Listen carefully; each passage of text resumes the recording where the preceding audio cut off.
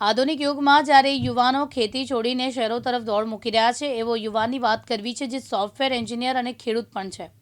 સોફ્ટવેરનો સ્વતંત્ર બિઝનેસ કરે છે એટલું જ નહીં, ફૂલોની ખેતી કરીને વેચાણ પણ કરે છે. એટલે જ ખેડૂત, સોફ્ટવેર એન્જિનિયર અને વેપારીનો ત્રિવેણી સંગમ એવા આ યુવા ખેડૂત અન્ય યુવાનો માટે પ્રેરણારૂપ ઉદાહરણ બની રહ્યો છે. સુરત જિલ્લાના ઓલપાડ તાલુકાના બરબોધન ગામના રહેવાસી 35 વર્ષીય યુવાન સતીશ ઠાકોર પટેલ મંદિરમાં પૂજા અર્ચના, લગ્ન પ્રસંગો, શુભ કાર્યક્રમોમાં સુશોભન માટે છૂટથી ઉપયોગમાં લેવાતા મેરીગોલ્ડ ફૂલોની ખેતી કરીને વર્ષે દાડે લાખોની કમાણી કરે છે.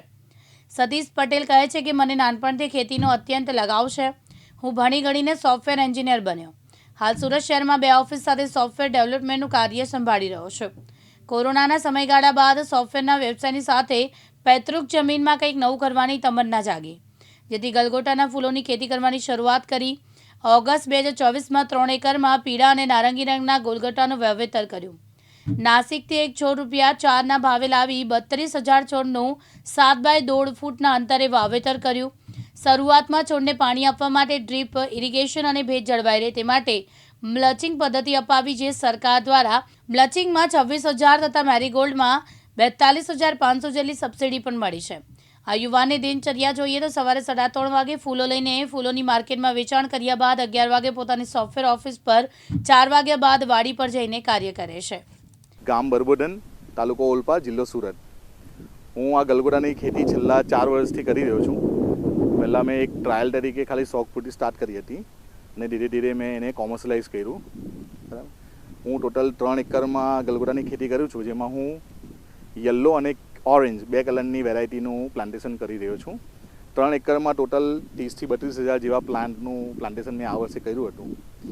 અને સાથે પ્લાન્ટેશનની સાથે મલ્ચિંગ, ડ્રીપ એ બધાનો ઉપયોગ કરીને મેં એકદમ અદ્યતન ટેકનોલોજીની સાથે જ મેં આ બધી ખેતી કરી છે. જેમાં પણ મને ગુજરાત સરકારના જે બાગાયત વિભાગ તરફથી મલ્ચિંગ માટે 50%, પ્લાન્ટ માટે 40%ની સબસિડી પણ પૂરી પાડવામાં આવી હતી, જેના સહાયથી હું આ સફળ થઈ શક્યો છું એકચ્યુઅલી. એ સિવાય મેં ડ્રીપ ઇરિગેશનને મોટર ચલાવવા માટે સોલારનો ઉપયોગ કર્યો છે. અને આ ખેતીમાંથી મારું ટર્નઓવર નિયર અબાઉટ સમજો કે 30,000 પ્લાન્ટની સામે 1 કિલોનું પ્રોડક્શન હું એવરેજ લઉં છું, જે આપણા એરિયા પ્રમાણે ઘણું સારું છે.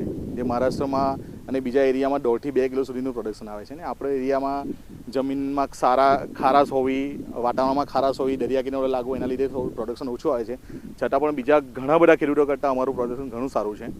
તો એ પ્રમાણે 30,000 પ્લાન્ટની એવરેજ 1 કિલો પ્રમાણે ગણો તો 30,000ના પ્રોડક્શન અને એવરેજ 1 કિલોનો આખા વર્ષની એવરેજ ₹50 ભાવ ગણો તો 14 થી 15 લાખ રૂપિયાનું ટોટલ ટર્નઓવર મારું છે. બરાબર. અને એમાંથી તમે ધારો કે 40% ખર્ચો કરીને 60% સુધીનું અમારું પ્રોફિટ અંદર રહી છે, તો 8 થી 9 લાખ રૂપિયા અમને સીધા મળી રહે છે. તો હું પોતે એકચ્યુઅલી સોફ્ટવેર એન્જિનિયર છું. મારી પોતાની આઈટી કંપની પણ છે, મારું પોતાનું ટ્રેનિંગ સેન્ટર પણ છે. છતાં પણ હું ખેતી સાથે કરી રહ્યો છું, કેમ કે ખેતીમાં પણ નોલેજની ખૂબ જ જરૂર છે. અને જે લોકો પણ એજ્યુકેટેડ છે અને નોલેજ સાથે ખેતી કરવા આવે છે, તે લોકો કોમર્શિયલાઇઝ ખેતી ઘણી સારી રીતે કરી શકશે એવું મારું માનવું છે. તો હું દરેક યુવાનને પણ અપીલ કરું છું કે એ લોકોએ ખરેખર દિલથી ખેતીમાં પણ જોડાવવું જોઈએ, એને કોમર્શિયલાઇઝ કરીને ખેતી કરવી જોઈએ. તો તમને બીજા ઘણા બધા ધંધાઓ કરતાં પણ ઘણો સારો અંદરથી પ્રોફિટ મળી શકે છે. બસ એટલું જ મારું કહેવું છે. અને યુવાનોને ખાસ વિનંતી છે કે ખેતી સાથે જોડાઓ અને આગળ વધો. ગલગોટામાં ખાસ કાળજી રાખવા માટે વધારે પડતું એની અંદર છે ને ફૂગનું પ્રમાણ વધારે રહે છે, ફંગસ. અને આપણી આ એરિયાની જમીન પણ થોડી ચીકણી અને એ પ્રમાણે છે, તો ફંગસનું પ્રમાણ વધારે રહે છે. તો ખાસ ગલગોટામાં ફૂગનું જે પણ દવા કાળજી લેવાની જરૂર હોય છે એ ખાસ લેવી જોઈએ. એના સિવાય ઈયળ, પાન ખાવાવાળી ઈયળ અને ચૂસિયા પ્રકારની જીવાત જે રસ ચૂસી લે, એનું પણ પ્રમાણ અહીંયા શાકભાજી કરતાં થોડા વધારે પ્રમાણમાં રહે છે. તો એની પણ કાળજી લેવી ખૂબ જરૂરી છે. બરાબર. એમાં પણ થોડું તમે લીમડાનો રસ ને એવું બધું ઉપયોગ કરશો તો ઘણું સારું અંદર રિઝલ્ટ મળી શકે, જે હું એકચ્યુઅલી કરી રહ્યો છું. આની અંદર લીમડાના રસનો ઉપયોગ, જેનાથી મને સકિંગ પેસ્ટ એટલે ચૂસિયા પ્રકારની જીવાતમાં ઘણું રક્ષણ મળે છે અને ફંગસમાં પણ ખૂબ સહાય છે. એના સિવાય મેં ફૂલના જે બગાડ, જે છોડો છે, છોડોમાં જ્યારે ફ્લાવરિંગ આવે અને નમી જાય, એનાથી ખૂબ બગાડ થાય છે. પાણી ભરાઈ જાય તો નીચે જમીન સાથે લાગી જાય, બગાડ થાય. તો મેં એના માટે સ્ટેકિંગનો ઉપયોગ કર્યો છે.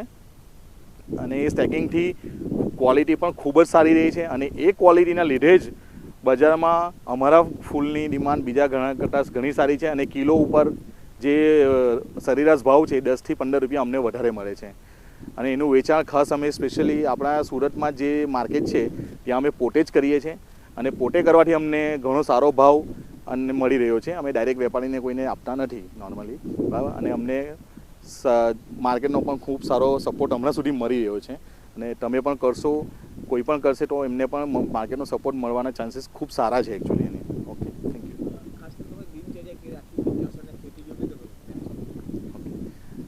મારી દિનચર્યાની વાત કરું તો મારું રોજનું ઉઠવાનું સવારે 3 વાગે ઉઠવાનું છે.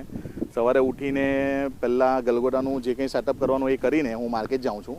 માર્કેટમાં ગલગોટાનું સેલિંગ કરીને આવીને હું એવરેજ 8:30-9 વાગે કે 9:15 સુધીમાં આવી જઈને પહેલાં બધા મારા ખેતરો છે એનામાં રાઉન્ડ લઈને પછી રેડી થઈને હું 11 વાગે ઓન એન એવરેજ મારી ઓફિસે પહોંચી જાઉં છું.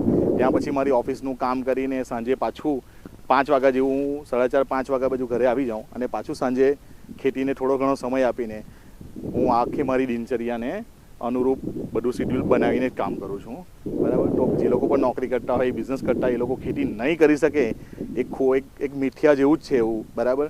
જો તમારામાં એવી મહેચ્છા હશે તો તમે 100% કરી શકશો એને. સાબિર સૈયદ, દિવ્યાંગ ન્યૂઝ, સુરત.